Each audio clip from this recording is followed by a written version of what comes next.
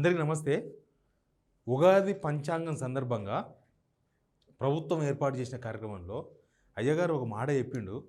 ఆ మాట విన్న తర్వాత అక్కడ రేవంత్ రెడ్డి గారు లేకపోతే వాళ్ళంతా పండ్లు ఇట్లా బిగుబడి నవ్విండ్రు. అది నవ్వు కాడికి ఆగుతుందా లేకపోతే ఇంకా ముందుకు పోతుందా అనేది అర్థమవుతలేదు. ఓలా అదే కనుక జరిగితే చెప్పలేము. ఎందుకంటే ఇప్పుడు తెలంగాణలో ఇప్పుడు ఎట్లయిపోయిందంటే రేవంత్ రెడ్డి నేను ఏదనుకుంటే అదే జరగాలి, ఆయనకు అనుకూలంగా మలుచుకుంటుండు. ఆయన ఆయన నిర్ణయాలు అమలు కావాలి. అవతల నష్టం జరుగుతుందా లాభం జరుగుతుందా, అవతల చచ్చిండా బతికిండా అనవసరం. నేను అనుకున్నది చేస్తానా చెయ్యనా, నేను అనుకున్నది జరుగుతుందా జరగదా అంతవరకే అని ఒక కట్ ఆఫ్ పెట్టుకొని పనిచేస్తున్నారు. కాబట్టి ఆ అయ్యగారు చెప్పిన మాటలు విన్న తర్వాత ముందు ఏమన్నా కొత్త కానూన్ వస్తుందా ఏంది, కొత్త చట్టం కానూన్ అంటే కొత్త పద్ధతి ఏమైనా వస్తుందా ఏంది తెలంగాణలో అనే ఒక అనుమానం క్రియేట్ అయింది. అది నిజం కాకుంటే మంచిది, నిజమైతే మాత్రం మనకందరికి సావే వస్తుంది మళ్ళీ. ఎందుకంటే మనం అంతా నాన్ వెజ్ ప్రియులం. ప్లస్ ఇంకా మనోళ్ళు తెలంగాణలో తెలుసు కదా, సండే అంటేనే కక్క ముక్క లేకపోతే ఎవరైనా నడవది. ముందు రోజు నడుస్తుంది, సండే రోజు నడుస్తుంది. అయితే అసలు స్వామి ఏం చెప్పిండు, అప్పుడు ఏం జరిగింది అనేది ఒకసారి మీరు వీడియో చూడండి, చూసినాక మాట్లాడదాం. అంతకన్నా ముందు సిగ్నల్ టీవీ డిజిటల్ కూడా మనదే, సిగ్నల్ మీడియా గ్రూప్దే. ఇందులో కూడా విశ్లేషణలు ఉంటాయి, మీ గొంతుగా మీ వాయిస్ ఉంటుంది, తర్వాత ప్రజా సమస్యలు ఉంటాయి దీనిలో. Signal TV digital, signal TV తెలుగుకు ఉన్న ముప్పు నుంచి బయటపడేందుకు దీన్ని డెవలప్ చేస్తున్నాం. కాబట్టి సబ్స్క్రైబ్ చేసుకోండి, వీడియో షేర్ చేయండి, మనం మాట్లాడదాం. ముందు ఏమన్నారు స్వామి ఏం చెప్పిండు అనేది ఒకసారి వినండి.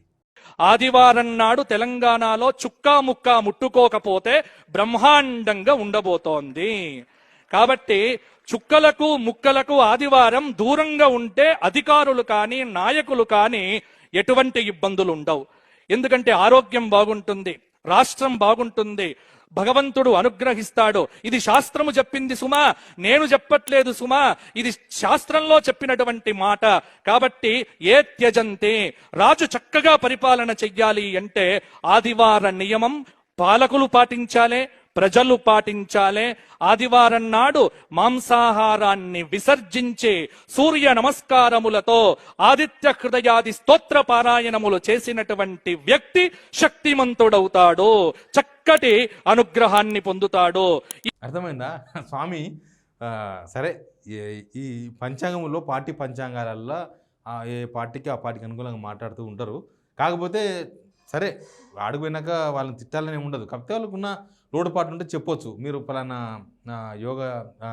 యాగం చేయండి, లేకపోతే మీరు పలానా పూజ చేయండి, మీకు కొంచెం గ్రహాలు తిరగబడుతున్నాయి అట్లా కూడా చెప్పొచ్చు. కానీ అది నడుస్తూ ఉంటుంది. కానీ ఏకంగా ఈడు ఏం చెప్పిండ్రు స్వామి, ఆదివారం నాడు చుక్క ముక్క బంద్ చేయాలంట.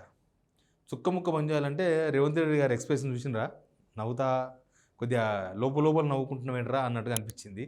పక్కన బట్టి విక్రమార్క రేవంత్ రెడ్డి ముఖం చూస్తున్నాడు, ఈ పక్కన జూపల్ కిషోర్ కూడా రేవంత్ రెడ్డి ముఖం చూస్తున్నారు. రేవంత్ రెడ్డి ముఖం ఎందుకు చూస్తున్నారో నాకు తెలియదు.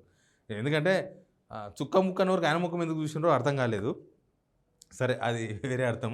కానీ సండే నాడు బంద్ చేయాలి అంటే ఏమో ఎట్లయిపోయిందంటే ప్రస్తుతం వ్యవహారం, రేవంత్ రెడ్డి ఏమనుకుంటే అది కావాల్సింది అంటున్నాడు. ఇప్పుడు మనకు సెక్రటేరియట్ దగ్గర ఉంది, సెక్రటరీ దగ్గర బాహుబలి గేట్ మొత్తం ఇప్పేసిర్రు. బాహుబలి గేట్ మొత్తం తీసేసి అక్కడ మొత్తం మూసేసినారు గోడ పెట్టి. తర్వాత ఇంకొక పక్క వేసినారు ఏంటంటే వాస్తు, ఇంకో పక్క మళ్ళీ బాహుబలి గేట్ పెట్టినారు. దానికోసమని దగ్గర 3 కోట్ల రూపాయలు ఏదో ఖర్చు పెట్టి 3,80,00,000 జస్ట్ గేటు మూసి అవతల ఒక గేటు పెట్టినకే, ఒక పక్క మూసి ఒక పక్క పెట్టినకేనే 1,80,00,000 3,80,00,000 సంథింగ్ పెడతా ఉన్నారు. పెట్టిర్రు ఆల్రెడీ. ఇంకా 6th ఫ్లోర్లో కూడా చాలా వరకు మార్పులు చేసినారు, వాస్తు మార్పులు. 6th ఫ్లోర్ మొత్తం ఎక్కడక్కడ మార్చేసిర్రు, కింద బండలు దొవ్వేసిర్రు, రకరకాల వార్తలు బయటకు వచ్చినాయి. ఈవెన్ వాళ్ళ ఇంటి దగ్గర కూడా ఇప్పుడు కాదు, ఎలక్షన్ కన్నా ముందే ఆయన పీసీసీ ప్రెసిడెంట్ అయినప్పుడే వాళ్ళ ఇంటి దగ్గర కూడా వాస్తు మార్పులు అని చెప్పేసి గేట్లు ఇక్కడ తీసి అక్కడ తీసి ఇక్కడ ఇంట్లో కూడా పెట్టుకున్నాడు. ఈ వాస్తులు నమ్మడంలో రేవంత్ రెడ్డి కేసీఆర్తో పోటీ పడుతున్నాడు అనుకో తప్పేం లేదు. కేసీఆర్ కన్నా ఎక్కువ చేస్తుండే, ఇంకా కేసీఆర్ ఏమో కానీ కేసీఆర్ని మించి వాస్తులు నమ్ముతాడు అనేది మాత్రం ఇవన్నీ పరిణామాలు. గాంధీ భవన్లో మార్చేసిండ్రు. గాంధీ భవన్లో రేవంత్ రెడ్డి పీసీసీ ప్రెసిడెంట్ కాగానే ముందల గేట్ మొత్తం మూసిపడేసి సైడ్ గేట్ ఒక గేట్ పెట్టిండ్రు. పెట్టి కొన్ని రోజులు ఆ గేట్ నుంచే పోవాలన్నారు, ఈ గేట్ నుంచి రావాలి ఓన్లీ ఎగ్జిట్, మెయిన్ రోడ్డు మీద ఉన్న గేట్ ఎగ్జిట్ ఓన్లీ. తర్వాత కొన్ని రోజులు మొత్తానికి మూసేసిండ్రు. ఇట్లా రకరకాల వాస్తులు చేసిండు. కాబట్టి మరి ఇప్పుడు రేపు ఆదివారం నాడు తెలంగాణలో ఆదివారం సెలవు తీసేసి శనివారం నాడు సెలవు పెట్టడము, లేకపోతే ఆదివారం నాడు చూసుకుని ఆయనతో చికెన్ షాపులు వైన్ షాపులు ప్రతి ఆదివారం బంద్ అన్నాడు అనుకో, ఇవ్వడదా. ఎందుకంటే ఇప్పుడు స్వామి చెప్పింది మీరు ఒక్కరు తినకూడదు అంటే ఆయన కొద్దిసేపు ఆగుతుండే. అధికారులు తినొద్దు అంటే సరే అధికారులను ఎవరు కంట్రోల్ చేస్తాడు, చేస్తారేమో ఏమైనా భయపడిపించి.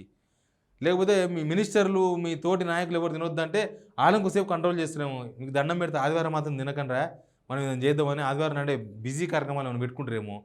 కానీ అది కాదంట, తెలంగాణ ప్రజలు మొత్తం చుక్క ముక్క మంచాలంట ఆదివారం నాడు.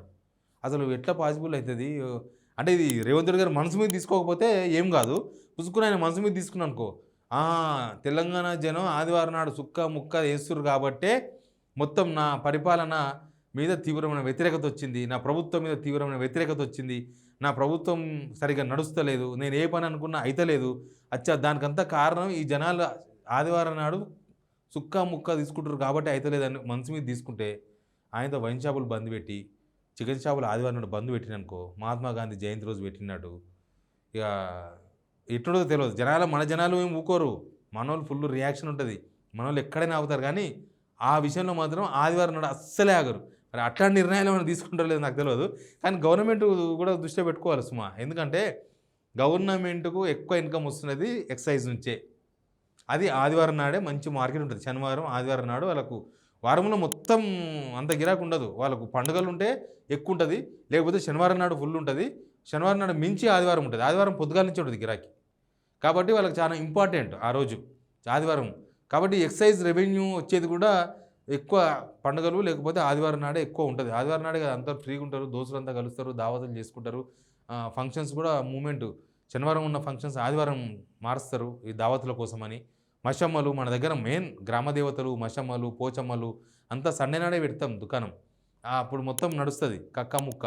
కాబట్టి అందుకంటే మనసు మీద తీసుకోకండి, స్వామి చెప్పిండు దాన్ని ఇంప్లిమెంట్ చేద్దామని మాత్రం చూడకండి రేవంత్ రెడ్డి గారు. ఎందుకంటే ఇంప్లిమెంట్ చేస్తే మీరు మానేసుకోండి, కానీ జనాలందరూ మానేయాలంటే అది కుదరని పని, అది మన తాతల కాలం నుంచి నడుస్తున్న వ్యవహారము. కాబట్టి మన వాళ్ళు అంత ఈజీగా వినరు. ఇప్పటిదాకా తీసుకున్న నిర్ణయాలు ఎట్లా వ్యతిరేకించారో అంతకన్నా తీవ్రంగా వ్యతిరేకత వస్తుంది మీ మీద ఒకవేళ ఆ నిర్ణయం కనుక మీరు ప్రకటిస్తే. కాకపోతే ఒక భయం ఏంటంటే రేవంత్ రెడ్డి ఏదైనా నేను చెప్తే ఇంటుండు, ముఖ్యంగా ఈ వాస్తుల విషయంలో పూజల విషయంలో ఆయన చాలా సీరియస్గా ఉన్నాడు. కొంపదీసి ఇది కూడా సీరియస్గా తీసుకున్న భయంతోనే నేను వీడియో చేస్తున్నా.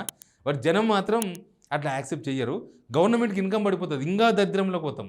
గవర్నమెంట్ నడుస్తున్నదే ఇప్పుడు మందు అమ్ముకొని, వేరే ఇన్కమ్ ఏం లేదు, అన్నీ పడిపోయినాయి. రియల్ ఎస్టేటు, జిఎస్టీ కలెక్షన్స్ అన్నీ పడిపోయినాయి. ఇదే కొద్దిగా బలంగా పడిపోలే, అక్కడక్కడ పెరగకపోయినా సరే కానీ అక్కడక్కడ నడుస్తుంది ఆయన ఎక్సైజు. కానీ ఎక్సైజ్ కూడా కుప్పకూలిపోతుంది మీరు ఒకవేళ ఆ నిర్ణయం కనుక తీసుకుంటే. గవర్నమెంట్ మొత్తానికి ఇన్కమ్ లేకుండా అయిపోతుంది. లాస్ట్కి ఉద్యోగాల జీతాలకు అప్పులు కాదు, అప్పులు తీసుకొచ్చినా ఏం చేయలేని సిచ్యువేషన్కి పోతాం, అప్పులు రాకుండా పోతాయి. కాబట్టి ఈ విషయాన్ని సీరియస్గా తీసుకోకుంటే మంచిది. సీరియస్గా తీసుకుంటే మాత్రం మనం ఏం చేయలేం. అది ఇంకా చాలా తీక్షణంగా సమాజం నుంచి వచ్చే రిఫ్లెక్షన్ మామూలు ఉండదు మన దగ్గర. ఎందుకంటే తెలంగాణలో ఇది సర్వే చెప్పింది, మన దగ్గర ప్రతి ఇంట్లో తాగుతారంట, ఇల్లు మందు తాగని ఇల్లు లేదంట. సర్వేలో మొగలతో పోటీపడి ఆడోళ్ళు తాగుతున్నారంట సర్వేలో. అసలు ఈ తాగుల్లో కొద్దిగా మనమే ముందుంటాం. సరే అది మన సాంప్రదాయం అందమా, మన అలవాట్లు అందమా, మన ఎంకరేజ్మెంట్, మన ప్రభుత్వాలు చేస్తున్న ఎంకరేజ్మెంట్ అందమా ఏమో తెలియదు, కానీ అవన్నీ ఉన్నాయి. కాబట్టి మన వాళ్ళు అంతా ఉద్యమాలు చేస్తారు. మరో తెలంగాణ ఉద్యమం జరుగుతుంది అట్లా ఇట్లా చేస్తే. కాబట్టి అట్లొద్దు, తెలంగాణ ఉద్యమంతో దీన్ని పోల్చొద్దు కూడా. బట్ ప్రభుత్వము ఈ ప్రజలకు చాలా నిత్యావసర సరుకు, ఇది అత్యవసర సరుకు, నిత్యావసర సరుకు కాదు, అత్యవసర సరుకులాగా మారిపోయింది ప్రభుత్వాలు చేసే పనుల వల్ల. కానీ ఇప్పుడు కొంపదీసి ఆ అయ్యగారు చెప్పిన దాన్ని సీరియస్గా మాత్రం తీసుకోవద్దని కోరుకుందాం.